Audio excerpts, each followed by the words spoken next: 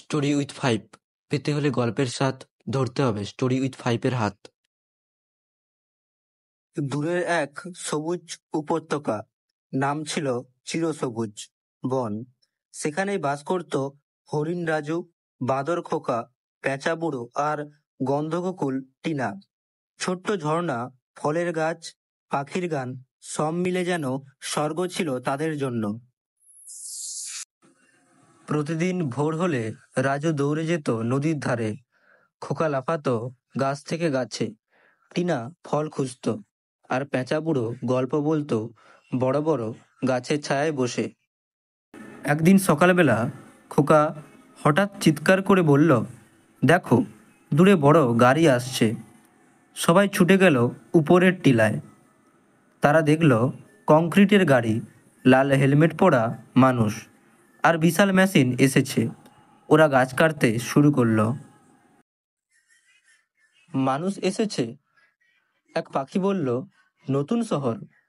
পেঁচা বুড়ো বলল, ওরা বলছে উন্নয়নের কথা, কিন্তু উন্নয়ন মানে কি যদি আমরা বাস হারাই? দিন কেটে গেল, প্রতিদিন গাছ পড়ে, ধোঁয়া ছাড়ে গাড়ি, পাখিরা উড়ে যায় অন্যদিকে, ঝর্ণার জল শুকিয়ে আসে, নতুন পথ তৈরি হয়, আর পশুরা হারিয়ে ফেলে নিজেদের চেনা জঙ্গল। একদিন টিনা তার মায়ের হাত ধরে কাঁদতে কাঁদতে বলল, মা, আমার গাছটা কোথায় গেল? মা গন্ধগোকুল বললেন, তোমার গাছ কেটে ফেলেছে মানুষ।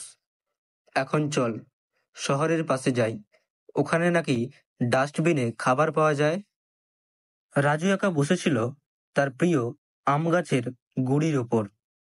গাছটা যেদিন কাটা হয় সে কিছুই খায়নি। সে বলেছিল, এই গাছটার ছায়াতেই আমার জন্ম। আজ সেই ছায়াটাও নেই।